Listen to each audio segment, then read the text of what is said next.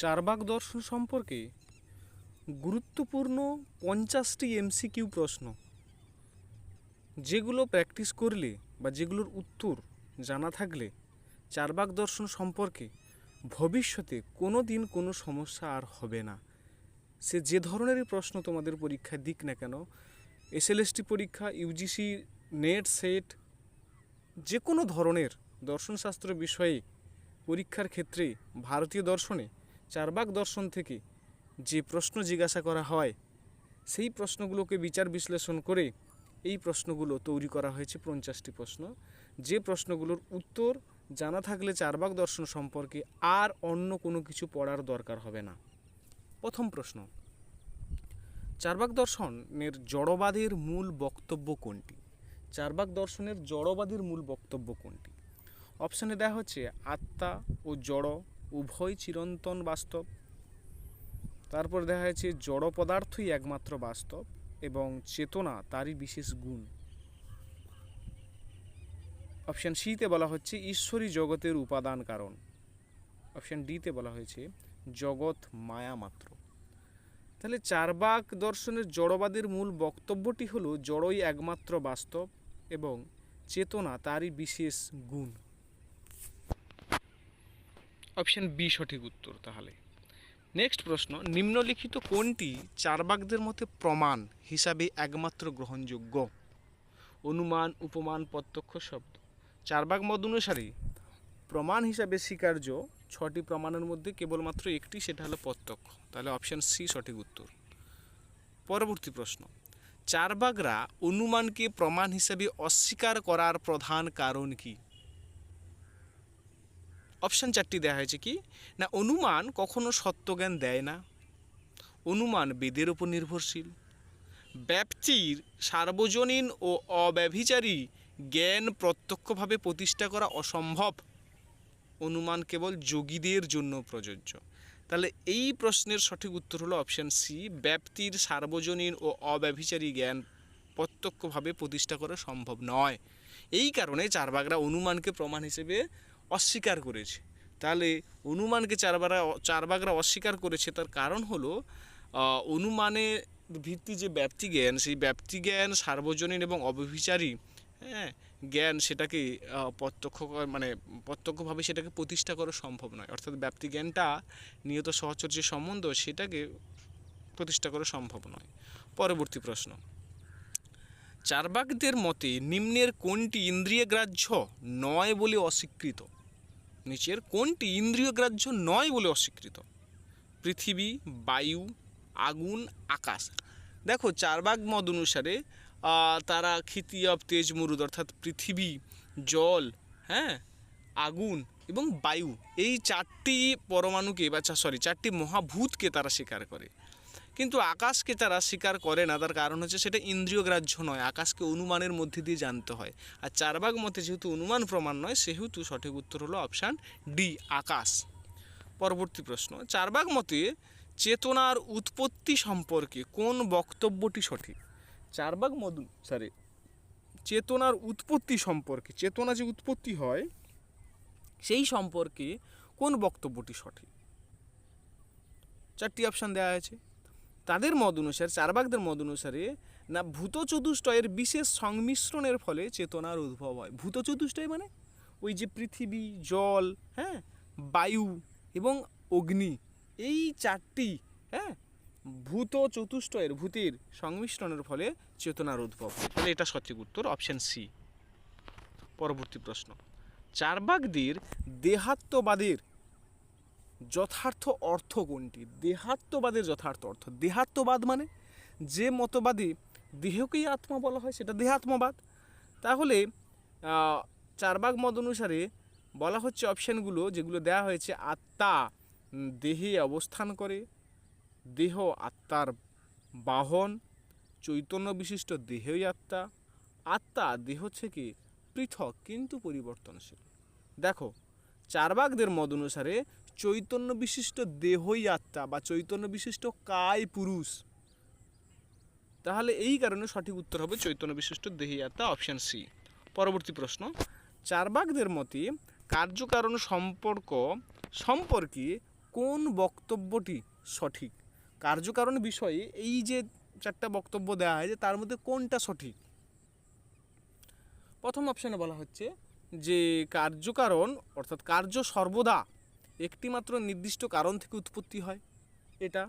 তারপরে অপশানে বলা হচ্ছে কার্যকারণ সম্পর্ক অব্যভিচারী ও সার্বজনীন।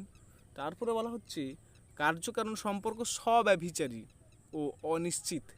তারপরে বলা হচ্ছে কার্যকারণ সম্পর্ক ঈশ্বর কর্তৃক নির্ধারিত। দেখো এই 4টি অপশানের মধ্যে অপশান সি হলো যথার্থ, কারণ চার্বাকরা মনে করেন যে কোনো কারণ থেকে যে কোনো কার্য উৎপত্তি হতে পারে, অর্থাৎ কার্যকারণের মধ্যে যে সম্পর্ক সেটা অব্যভিচারী নয়, সেটা হচ্ছে স্বব্যভিচারী, এবং কার্যকারণ সম্পর্কটা নিশ্চিত নয়। তারা কার্যকারণ বিষয়ে স্বভাববাদ এবং যদৃচ্ছাবাদ স্বীকার করে। পরবর্তী প্রশ্ন, যে চার্বাকদের স্বভাববাদ অনুযায়ী কোনটা ঠিক তোমাকে বলতে হবে। কি বলছে অপশানগুলোতে? প্রত্যেক ঘটনার পিছনে ঈশ্বরের ইচ্ছা কাজ করে, প্রত্যেকটি বস্তু তার নিজস্ব স্বভাব অনুযায়ী আচরণ করে, সব ঘটনা কর্মফলের ফল, জগৎ সম্পূর্ণ মায়াময়।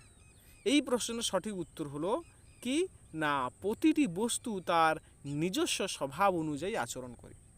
দেখো চার্বাকরা হচ্ছে স্বভাববাদী এবং যদৃচ্ছাবাদী। চার্বাকরা মনে করেন জগতে কার্যকারণ সম্পর্ক হলো কি না, কার্য এবং কারণের মধ্যে যে সম্পর্কটা সেটা স্বভাব নিয়মে হয়ে থাকে। বলছে কাঁটা যেমন তিক্ত, হ্যাঁ মানে তীক্ষ্ণ, চিনি যেমন কি বলা যায় মিষ্টি, হ্যাঁ মিষ্ট, এবং নিম যেমন তিক্ত, বলছে এইগুলো না স্বভাব নিয়মের ফলে হয়। তো এই কারণে সেই স্বভাব নিয়মটাকে তারা হচ্ছে কার্যকারণ বলছে। তাহলে প্রত্যেকটা বিষয়বস্তুর নিজস্ব একটা স্বভাব অনুযায়ী আচরণ করবে, এটাই স্বভাববাদে বলা হয়ে থাকে। পরবর্তী প্রশ্ন, চার্বাক দর্শনকে লোকায়ত নামকরণের প্রধান কারণ কি? চার্বাক দর্শনকে লোকায়ত নামকরণের প্রধান কারণ কি? কেন চার্বাক দর্শনকে লোকায়ত দর্শন বলা হয়েছে? অপশানে দেখো যেগুলো 4টা অপশান দেওয়া আছে, দেখো চার্বাক দর্শনকে লোকায়ত দর্শন বলা হয় এই কারণে, কারণ চার্বাক দর্শন হচ্ছে সাধারণ মানুষের সমর্থন পুষ্ট মতবাদ, অর্থাৎ সেই মতবাদ হচ্ছে সাধারণ মানুষের ভাবধারার সঙ্গে চিন্তাধারার সঙ্গে মেল খায়। তাহলে এই 4টা অপশানের মধ্যে দেখো অপশান সিতে বলা হয়েছে এটি সাধারণ মানুষের প্রত্যক্ষ অভিজ্ঞতার উপর প্রতিষ্ঠিত, মানে সাধারণ মানুষের ভাবধারার সঙ্গে চিন্তাধারার সাথে মিল খায়। তাহলে এই প্রশ্নের সঠিক উত্তর হলো অপশান সি। তারপরে প্রশ্ন, নিম্নের কোন চার্বাক দার্শনিক সীমিত অর্থে অনুমানকে গ্রহণ করেছিলেন? দেখো চার্বাক দার্শনিকদের 3টে সম্প্রদায়, একটা হচ্ছে সুশিক্ষিত, একটা ধূর্ত, আর একটা হচ্ছে বৈতান্তিক, 3টে সম্প্রদায়। তার মধ্যে পুরন্দর, হ্যাঁ, তিনি অনুমানকে ক্ষেত্র বিশেষে কিন্তু গ্রহণ করেছিল সীমিত অর্থে, এবং এই পুরন্দর হচ্ছে সুশিক্ষিত চার্বাক সম্প্রদায়।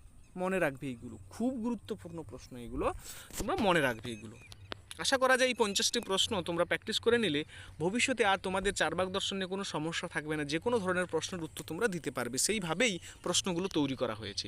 যদি ভিডিওটি ভালো লেগে থাকে অবশ্যই একটি লাইক এবং চ্যানেলটাকে সাবস্ক্রাইব করে পাশে থাকার চেষ্টা করবে। পরবর্তী প্রশ্ন, চার্বাকদের মতে শব্দ প্রমাণ গ্রহণযোগ্য নয়, কারণটা কি তার? দেখো শব্দ প্রমাণটা হচ্ছে না চার্বাক মত অনুসারে যে বিশ্বাসযোগ্য ব্যক্তির কথন বা বিবৃতি। এবার কোনো ব্যক্তি বিশ্বাসযোগ্য কিনা সেটা কি আমি প্রত্যক্ষ দ্বারা জানতে পারি? নিশ্চয়ই না। প্রত্যক্ষ দ্বারা তাকে দেখছি যে ভালো, হ্যাঁ, এবার সেটা দেখার পরে আমরা অনুমান করি, আর অনুমান যেহেতু তাদের মতে প্রমাণ নয় সেহেতু শব্দকেও তারা প্রমাণ বলবেন না। এই কারণে অপশান বি হলো সঠিক উত্তর। কি বলছে দেখো অপশান বিতে বলছে শব্দের প্রামাণ্য বক্তার বিশ্বাসযোগ্যতার উপর নির্ভর করে, অর্থাৎ শব্দ প্রমাণটা নির্ভর করে একটা ব্যক্তি বিশ্বাসযোগ্য কিনা তার উপরে নির্ভর করে, হ্যাঁ, এবং সেই বিশ্বাসযোগ্যতাটা অনুমান সাপেক্ষ, মানে সে ব্যক্তি বিশ্বাসযোগ্য কিনা সেটা অনুমান সাপেক্ষ, আর অনুমান সাপেক্ষ মানে অনুমান তো তাদের মধ্যে প্রমাণ নয়, তাই শব্দও প্রমাণ হবে না। পরবর্তী প্রশ্ন, নিম্নের কোন গ্রন্থে চার্বাক মতের সংক্ষিপ্ত আলোচনা পাওয়া যায়? নিম্নে কোন গ্রন্থে চার্বাক মতের সংক্ষিপ্ত আলোচনা পাওয়া যায়? দেখো চার্বাকদের না নিজস্ব কোনো গ্রন্থ নেই, সেই গ্রন্থগুলো নষ্ট করে ফেলা হয়েছে বা পুড়িয়ে ফেলা হয়েছে কিছু একটা। চারবাকদের নিজস্ব কোনো গ্রন্থ নেই, কিন্তু বিভিন্ন দর্শন সম্প্রদায় তাদের দর্শন রচনার শুরুতে কি করে না তার পূর্ববর্তী বা পূর্বপক্ষ হিসাবে দার্শনিকদের মতবাদ উল্লেখ করে এবং তাদের সমালোচনা করার মধ্যে দিয়ে নিজস্ব মতবাদ প্রতিষ্ঠা করে। তো সেইখানে সেই সূত্র ধরে আমরা কিন্তু চারবাক দর্শন সম্পর্কে জানতে পারি বিস্তারিত। সর্বদর্শন সংগ্রহ এই বইটিতে চারবাক দর্শন সম্পর্কে সংক্ষিপ্ত আলোচনা আমরা কিন্তু পেয়ে থাকি। এই তত্ত্বচিন্তামণি, সর্বদর্শন সংগ্রহ, ন্যায়মঞ্জুরি, ন্যায়সূত্র, হ্যাঁ, তো এই বইগুলোর মধ্যে আমরা সর্বদর্শন সংগ্রহ থেকে কিন্তু চারবাক দার্শনিকদের সম্পর্কে মত সংক্ষিপ্ত আলোচনা আমরা পেয়ে থাকি। এবার পরবর্তী প্রশ্ন, শান্তিরক্ষিত বা শান্তরক্ষিত তার কোন গ্রন্থে চারবাকদের মত আলোচনা করেছেন?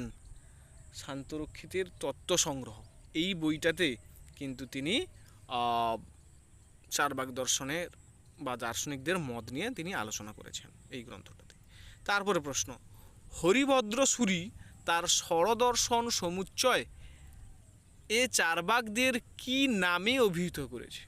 হরিভদ্র সূরি তার ষড়দর্শন সমুচ্চয় গ্রন্থে চারবাকদের না তিনি ধূর্ত বলেছেন, যে চারবাকরা ধূর্ত প্রকৃতির। হ্যাঁ, তাহলে হরিভদ্র সূরি তার ষড়দর্শন সমুচ্চয় গ্রন্থে চারবাকদের ধূর্ত বলেছে। খুব গুরুত্বপূর্ণ প্রশ্ন কিন্তু এইগুলো। আমি আশা করি এইগুলো করলে তোমাদের চারবাক দর্শন সম্পর্কে আর কোনো প্রশ্ন থাকবে না। পরবর্তী প্রশ্ন, চারবাকদের মতে পরমাণুবাদ অগ্রাহ্য হওয়ার কারণ? কেন চারবাকরা পরমাণুবাদকে স্বীকার করে না? আচ্ছা, পরমাণুবাদটা কি একটু বলে নি। পরমাণুবাদ হচ্ছে এমন এক প্রকার মতবাদ যে মতবাদে বলা হয় পরমাণু থেকে জগতের উৎপত্তি। পরমাণু মানে এই যে ক্ষিতিয়াব তেজমরুদ, অর্থাৎ পৃথিবী, জল, বায়ু, হ্যাঁ, আকাশ, তেজ, এইগুলোর পরমাণু দ্বারা। পরমাণুটা কি না, যেটা নিত্য, যার উৎপত্তি বিনাশ নেই, সেইটা দ্বারা জগতের উৎপত্তিকে স্বীকার করে, সেটাকে পরমাণুবাদ বলে। বিশেষ করে বৈশেষিক দার্শনিকরা তারা হচ্ছে পরমাণুবাদী। তাহলে চারবাক দার্শনিকরা পরমাণুবাদী নয়, হ্যাঁ, পরমাণুবাদকে অগ্রাহ্য করে। তার কারণ কি? না, কারণ হচ্ছে পরমাণুকে প্রত্যক্ষ দ্বারা জানা যায় না, আর চারবাক মতে প্রত্যক্ষই একমাত্র প্রমাণ, আর সেই কারণে পরমাণুকে প্রত্যক্ষ করা যায় না বলে পরমাণুকে তারা অগ্রাহ্য করেছে। পরবর্তী প্রশ্ন, চারবাক মতে নিম্নের কোনটি পুরুষার্থ হিসাবে স্বীকৃত নয়? চারবাকরা কোনটাকে পুরুষার্থ হিসেবে মানে না? দেখো, পুরুষার্থ আমরা জানি চারটি: ধর্ম, অর্থ, কাম এবং মোক্ষ। তো চারবাকরা তাদের দর্শনে কাকে না, ধর্মকে পুরুষার্থ হিসাবে কিন্তু স্বীকার করে না। তারা কি বলা যায়, যেটাকে পুরুষার্থ হিসেবে স্বীকার করে সেটা হচ্ছে কাম, তাদের মত অনুসারে পরম পুরুষার্থ, এবং অর্থকে সহায়ক পুরুষার্থ হিসাবে তারা কিন্তু স্বীকার করেছে। তাহলে চারবাক মতে কি না, ধর্ম এবং মোক্ষ এই দুটো কিন্তু পুরুষার্থ নয়, অর্থ এবং কামকে তারা পুরুষার্থ বলছে। কাম হচ্ছে পরম পুরুষার্থ এবং অর্থ হচ্ছে সহায়ক পুরুষার্থ। পরবর্তী প্রশ্ন, নিম্নের কোন মতটি চারবাকদের কর্মবাদ বিরোধী অবস্থানকে সর্বাধিক সঠিকভাবে প্রকাশ করে? কি বলছে প্রশ্নটা, ভালো করে বুঝবে। নিম্নের কোন মতটি চারবাকদের কর্মবাদ বিরোধী অবস্থানকে সর্বাধিক সঠিকভাবে প্রকাশ করে? দেখো, চারবাকরা কিন্তু কর্মবাদকে মানে না, কর্মবাদের বিরোধিতা করে। তাহলে এই চার প্রকার অপশানের মধ্যে কোন অপশানটা তাদের কর্মবাদের বিরোধিতার ক্ষেত্রে মানে সর্বাধিক ভাবে সেটা সঠিকভাবে বলা হয়েছে, হ্যাঁ, সেটা তোমাকে জিজ্ঞাসা করা হয়েছে। দেখো, চারবাকরা কিন্তু কর্মবাদ স্বীকার করে না। এখানে অপশানে দেওয়া আছে, দেখো, যে কর্মফল ঈশ্বর নির্ধারণ করেন। চারবাকরা তো ঈশ্বর মানবে না, কারণ চারবাকরা ঈশ্বর তো কী বলে যে চোখে দেখা যায় না, এই কারণে তারা তো ঈশ্বরকে মানবে না। এরপরে কিন্তু দেখো, একটা জিনিস মনে রাখবে, তারা প্রত্যক্ষ গ্রাহ্য ঈশ্বরকে মানে, হ্যাঁ, মানে যার পাওয়ার রয়েছে, যেমন রাজাকে তারা কিন্তু ঈশ্বর বলে, এটা মনে রাখতে হবে, হ্যাঁ, কিন্তু তারা ঈশ্বর বলতে যেটা অতিপ্রাকৃতিক সত্তা সেটাকে মানে না। এবার কর্ম ও ফলের মধ্যে অবশ্যম্ভাবী সম্পর্ক রয়েছে, হ্যাঁ, এইটাও তো চারবাকরা মানে না, কারণ তারা অবশ্যম্ভাবী সম্পর্ক মানে না, তারা কার্যকারণ বিষয়ে স্বভাববাদ যদিচ্ছাবাদের কথা বলে, এটাও মানবে না। তারপরে বলছে সুখ দুঃখ কর্মফল নয়, বরং বিচার বুদ্ধি, পরিবেশ ও আকস্মিকতার উপর নির্ভরশীল। অপশন ডিতে বলা হচ্ছে কি কর্মফল পরজন্মে ভোগ করতে হয়। দেখো, কর্মবাদের বিরোধী অবস্থানে এখানে মানে বিরোধী অবস্থানে সর্বাধিক সঠিকভাবে প্রকাশ করছে কিন্তু অপশন সি। কি না, মানুষ যে সুখ সুখ ভোগ করে, মানুষের দুঃখ ভোগ করে, সেগুলো কর্মফলের জন্য হয় না। সেগুলো কী জন্য হয় না, মানুষের বিচার বুদ্ধি, তার পরিবেশ, হ্যাঁ, এইগুলোর উপর আকস্মিকতা, এইগুলোর উপর নির্ভর করে কিন্তু সে তার কর্মভোগ করে। ঠিক আছে, যেমন হচ্ছে চারবাগরা বলছে যেটা বেশি সুখ দেবে সেটাকে গ্রহণ করতে হবে, যেটা কম সুখ দেবে সেটাকে আমাদের এড়িয়ে চলতে হবে। হ্যাঁ, সুখ আর দুঃখ মিশ্রিতভাবে থাকে, আমাদের দুঃখটাকে ত্যাগ করে আমাদের সুখটাকে গ্রহণ করতে হবে। তো এইগুলো মানুষের বিচার বুদ্ধির উপর এবং পরিবেশের উপর নির্ভর করে। পরবর্তী প্রশ্ন, যে চারবাগদের মতে প্রত্যক্ষ বাস্তব শক্তি হিসাবে কাকে ঈশ্বর বলা যেতে পারে? প্রশ্নটা বুঝবে। চারবাগদের মতে প্রত্যক্ষ বাস্তব, হ্যাঁ, শক্তি হিসাবে কাকে ঈশ্বর বলা যেতে পারে? একটু আগে আমি বলেছি যে রাজাকে তারা ঈশ্বর বলেছে। হ্যাঁ, এবার এখানে দেখো কথা উল্লেখ করেছে যে প্রত্যক্ষ বাস্তব শক্তি হিসাবে, অপ্রত্যক্ষ শক্তি বলেনি। অপ্রত্যক্ষ হলে তখন হচ্ছে ঈশ্বর, এইগুলো হতো। আচ্ছা, পরবর্তী প্রশ্ন, যে চারবাগ মতে নিম্নলিখিত কোন উক্তিটি তাদের ভূত চৈতন্যবাদের যথার্থ ব্যাখ্যা করে? ভূত চৈতন্যবাদের যথার্থ ব্যাখ্যা করে। দেখো না, ভূত চৈতন্যবাদ অনুসারে কি বলা হয় না, ক্ষিতি অব তেজ মরুদ, ক্ষিতি অব তেজ মরুদ অর্থাৎ পৃথিবী, জল আর অগ্নি এবং বায়ু, এইগুলোর বিশেষ সংমিশ্রণের ফলে কি না চেতনার উৎপন্ন হয় এবং দেহে বিনিষ্ট হলে কি হয়, সেই চেতনারও বিনাশ ঘটে। এটা হচ্ছে ভূত চৈতন্যবাদের যথার্থ ব্যাখ্যা। তাহলে এই চারটি অপশানের মধ্যে অপশান সি হলো সঠিক উত্তর। পরবর্তী প্রশ্ন, নিম্নের কোন বক্তব্যটি চারবাগ দর্শনের সর্বাধিক বা সামগ্রিক দৃষ্টিভঙ্গিকে সর্বাধিক যথার্থভাবে প্রকাশ করে? এই প্রশ্নে কি বলা হচ্ছে, নিম্নের যে চারটি অপশান রয়েছে সেই অপশানগুলোর মধ্যে চারবাগ দর্শনের সামগ্রিক যে দৃষ্টিভঙ্গি, হ্যাঁ, সেটা সর্বাধিক যথার্থভাবে প্রকাশ করে কোন অপশানটাতে? আমরা সকলেই জানি চারবাগরা হচ্ছে প্রত্যক্ষ প্রমাণবাদী, তাদের মতে প্রত্যক্ষ একমাত্র প্রমাণ। তারা জড়বাদী, জড়কে একমাত্র বাস্তব সত্য বলে, এবং তারা হচ্ছে জড়কে স্বীকার করার কারণে, হ্যাঁ, তাদের যে কি বলা যায় মতবাদ, সেটা হচ্ছে ইন্দ্রিয় সুখবাদী তারা। হ্যাঁ, ইন্দ্রিয় সুখকে, যেহেতু কামকে পরম পুরুষার্থ বলছে, সেহেতু ইন্দ্রিয় সুখ হচ্ছে জীবনের পরম লক্ষ্য। তাহলে অপশান এ হলো সঠিক উত্তর। পরবর্তী প্রশ্ন, চারবাগ দর্শন অনুযায়ী নিম্নের কোন জোড়টি সঠিক? নিচের যে জোড়গুলো দেওয়া আছে সেটা কোনটা সঠিক বলতে হবে। দেখো, চারবাগ মত অনুসারে প্রত্যক্ষ প্রমাণ আর অনুমান অপ্রমাণ, অনুমান প্রমাণ নয়, এই অপশানটাই সঠিক, আর বাকি যে অপশানগুলো রয়েছে সেগুলো যথার্থ নয়। দেখো, ভিডিওটি খুব বড় হয়ে যাবে বলে কিন্তু আমি অপশানগুলো আর এক্সপ্লেন করছি না, বাকি সমস্ত অপশানগুলো বলছি না, যেগুলো ভুল অপশান, সঠিক অপশানটাই আমি বলছি, এবং সেটার পারিপার্শ্বিক যে বিষয়গুলো রয়েছে সেগুলো বলার চেষ্টা করছি, ভিডিওটা যাতে কম সময়ের মধ্যে হয়। পরবর্তী প্রশ্ন, চারবাগ দর্শনে চক্রক দোষ, চারবাগ দর্শনে চক্রক দোষ প্রসঙ্গটি কোন প্রমাণের সমালোচনায় ব্যবহৃত হয়েছে? প্রত্যক্ষ, উপমান, অনুমান, অর্থাপত্তি।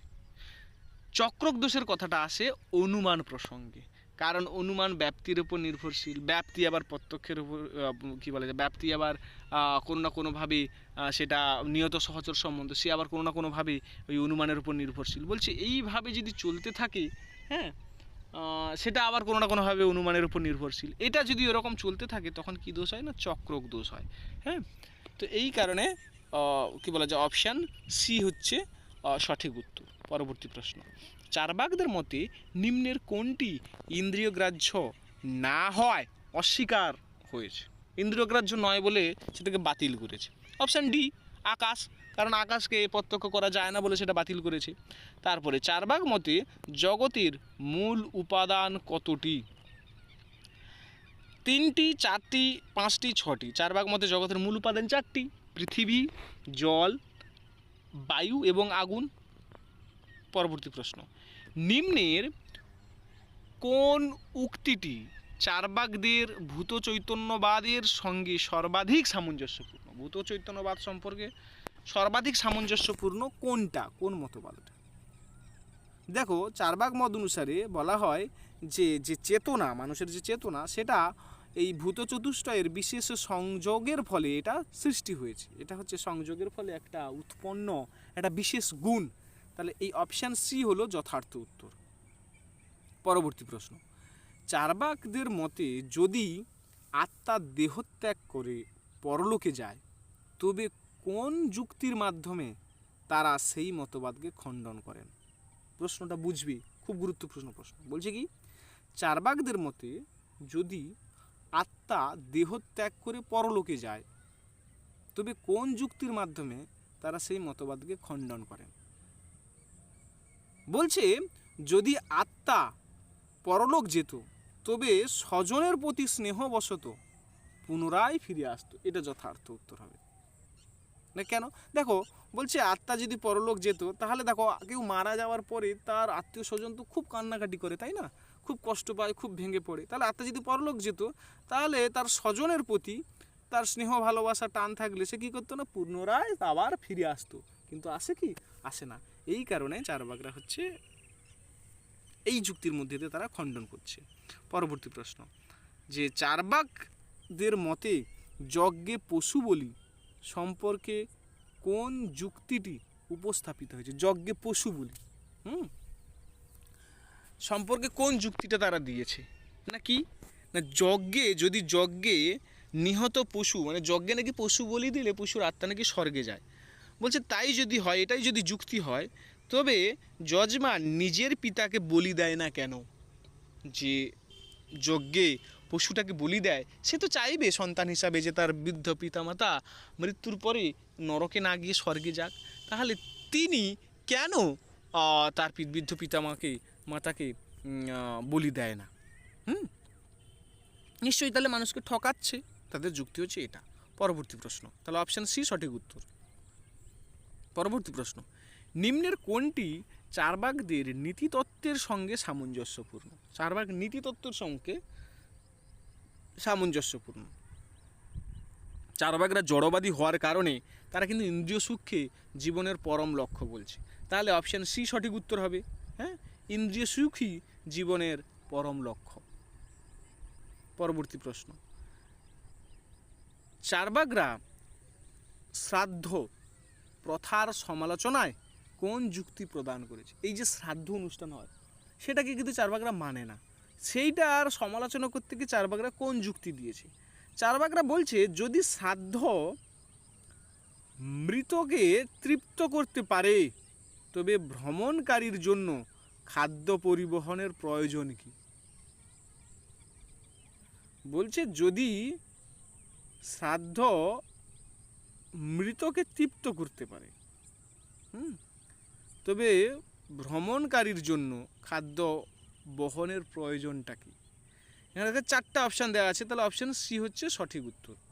হ্যাঁ, তারা শ্রাদ্ধের তাহলে শ্রাদ্ধ অনুষ্ঠানের সমালোচনা করতে গিয়ে বলছে যদি শ্রাদ্ধ মানুষের মৃত আত্মাকে তৃপ্ত করে তাহলে যারা ঘুরতে যায়, হ্যাঁ, তাদেরকে খাওয়ার নিয়ে যাওয়ার কি দরকার? কোথাও ঘুরতে গেছে ভ্রমণকারী, তাদের খাওয়ার নিয়ে যাওয়ার দরকার নেই। তারা হচ্ছে কোথায় শ্রাদ্ধ করলে তো তাদের পেট ভর্তি হয়ে যাবে, তাদের হচ্ছে তৃপ্তি হয়ে যাবে। তাহলে খাওয়ার বই নিয়ে যাওয়ার দরকার নেই। এইটা হচ্ছে যুক্তি তাদের। পরবর্তী প্রশ্ন, নিম্নের কোনটি চার্বাক দর্শনের সামাজিক দৃষ্টিভঙ্গির সঙ্গে সর্বাধিক সামঞ্জস্যপূর্ণ? সামাজিক দৃষ্টিভঙ্গির সঙ্গে সর্বাধিক সামঞ্জস্যপূর্ণ না, দেখো বলা হচ্ছে যে বর্ণাশ্রম এবং বৈদিক যাগযজ্ঞ নিঃশর্ত সমর্থন। দেখো তারা তো বৈদিক যাগযজ্ঞকে মানে না, তাহলে এটা হবে না। তাহলে হচ্ছে ব্যক্তি স্বাধীনতা, বাস্তব জীবন ও ইহজাগতিক সুখের ওপর গুরুত্ব আরোপ। তাহলে এটাই হচ্ছে সঠিক উত্তর হলো। তাহলে অপশান সি অর্থাৎ ব্যক্তি স্বাধীনতা, বাস্তব জীবন এবং ইহজাগতিক সুখের ওপর বেশি গুরুত্ব আরোপ করে, কারণ তারা তো পরলোক স্বীকার করে না, তাই। পরবর্তী প্রশ্ন, চার্বাক দর্শনের মতে নিচের কোনটি প্রত্যক্ষ প্রমাণের সীমাবদ্ধতার কারণে গ্রহণযোগ্য নয়? চার্বাক দর্শনের মতে নিচের কোনটি প্রত্যক্ষ প্রমাণের সীমাবদ্ধতার কারণে সেটা গ্রহণযোগ্য নয়? কি? আগুনের উষ্ণতা, জলের শীতলতা, ঈশ্বরের অস্তিত্ব, মানুষের দেহ। দেখো আগুনের উত্তাপ প্রত্যক্ষ করা যায়, স্বীকার করে। জলের শীতলতা স্পর্শের মধ্যে জানা যায়, সেটাকে স্বীকার করে। কিন্তু ঈশ্বরের অস্তিত্ব সেটাকে তারা প্রত্যক্ষ দ্বারা জানা যায় না বলে তারা স্বীকার করে না। পরবর্তী প্রশ্ন, চারবাগ মতে ব্যাপ্তি প্রতিষ্ঠা অসম্ভব। কারণ হচ্ছে যে সর্বদেশে এবং সর্বকালেই হেতু এবং সাধ্যের যে অব্যভিচারী সম্পর্ক সেটাকে কিন্তু প্রত্যক্ষ করা যায় না। হেতু এবং সাধ্যের মধ্যে যে নিয়ত সচর সম্বন্ধ সেটাকে বর্তমানে প্রতিষ্ঠা করা গেলেও অতীতে এবং ভবিষ্যতে যেখানে হেতু থাকবে সেখানে সাধ্য থাকবে, এদের মধ্যে যে অব্যভিচারী সম্পর্ক রয়েছে সেটাকে প্রত্যক্ষ দ্বারা ব্যাখ্যা করা যায় না। তাই চারবাগরা ব্যাপ্তিকে স্বীকার করে না অনুমানের ভিত্তি হিসাবে।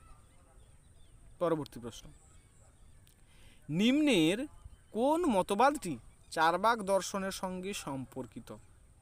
বিবর্তনবাদ, ভূত চৈতন্যবাদ, বিবর্ত পরিণামবাদ আর বিবর্তবাদী আদর্শবাদ। অবভিয়াসলি ভূত চৈতন্যবাদ চারবাগরা স্বীকার করে। তারপরে প্রশ্ন, চারবাগ মতে দেহ ও আত্মার সম্পর্কে সম্পর্কটা কি? চারবাগ মতে দেহ ও আত্মার সম্পর্ক কি? আত্মা দেহ থেকে সম্পূর্ণ পৃথক, আত্মা দেহে অবস্থান করে, না চৈতন্য বিশিষ্ট দেহই আত্মা, না আত্মা দেহকে পরিচালনা করে? দেহ এবং আত্মার সম্পর্ককে ব্যাখ্যা করতে গিয়ে চারবাগ দার্শনিকরা চৈতন্য বিশিষ্ট দেহকেই আত্মা বলেন। পরবর্তী প্রশ্ন, চারবাগ দর্শনের স্বভাববাদের মূল বক্তব্য কোনটি? চারবাগ দর্শন অনুসারে স্বভাববাদের মূল বক্তব্য হলো প্রতিটি বস্তু তার নিজ স্বভাব অনুযায়ী আচরণ করে। পরবর্তী প্রশ্ন, চারবাগ দর্শন অনুযায়ী নিচের কোনটি সঠিক? চারবাগ দর্শন অনুসারে নিচের কোনটি সঠিক? না চারটি মহাভূত স্বীকৃত, আকাশ অস্বীকৃত। এটা যথার্থ উত্তর। পরবর্তী প্রশ্ন, চারবাগ মতে মোক্ষ স্বীকার করা যায় না, মোক্ষ বা মুক্তিকে স্বীকার করা যায় না। তার কারণটা কি? তার কারণ হচ্ছে যে দেহের অতিরিক্ত আত্মার অস্তিত্ব নেই। দেহের অতিরিক্ত আত্মার অস্তিত্ব যেহেতু নেই সেহেতু মোক্ষের কোনো প্রশ্ন আসে না। অপশান সি সঠিক উত্তর। পরবর্তী প্রশ্ন, চারবাগদের মতে নিচের কোনটি জীবনের পরম পুরুষার্থ? ধর্ম, মোক্ষ, ইন্দ্রিয় সুখ, তপস্যা। ইন্দ্রিয় সুখ। পরবর্তী প্রশ্ন, চারবাগদের মতে বেদ সম্পর্কে কোন বক্তব্যটি সঠিক? বেদ সম্পর্কে দেখো, চারবাগদের মত অনুসারে বেদ সম্পর্কে যে মতবাদটা সঠিক সেটা হচ্ছে না বেদ সেটা দুর্বেদ্য, বড্ড কঠিন, এবং সেটা বেদ রচনা করা হয়েছে মানুষকে প্রতারণা করার জন্য। বেদটা হচ্ছে প্রতারণামূলক এবং সেটা প্রত্যক্ষ দ্বারা প্রতিষ্ঠিত নয়। হলো, তাহলে অপশন সি হলো যথার্থ উত্তর।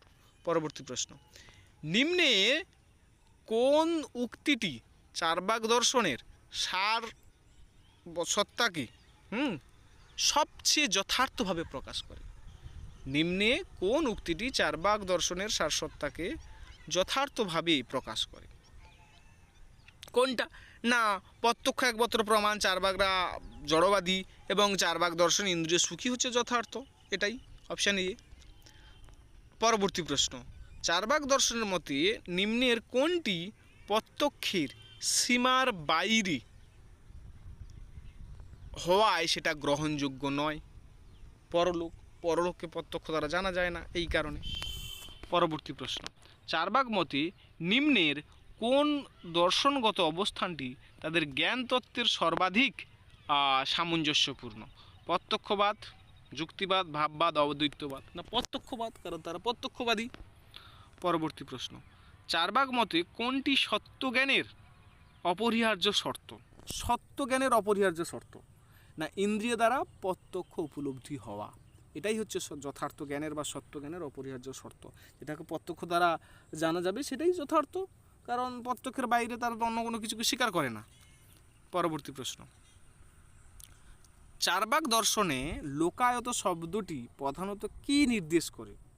সাধারণ মানুষের অভিজ্ঞতা নির্ভর দর্শন, সাধারণ মানুষের অভিজ্ঞতা নির্ভর এইটাকে নির্দেশ করে।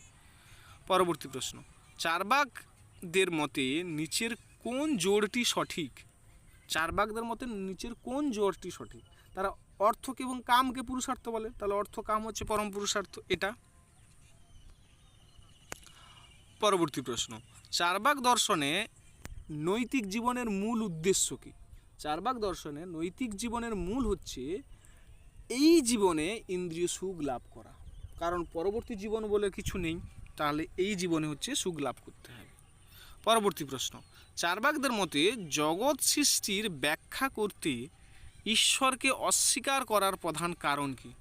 জগৎ সৃষ্টি হওয়ার জন্য ঈশ্বরকে তারা কেন অস্বীকার করে? অন্যান্য দর্শনে জগৎ সৃষ্টির পিছনে ঈশ্বরকে স্বীকার করলেও এই চার্বাকরা কেন স্বীকার করে না?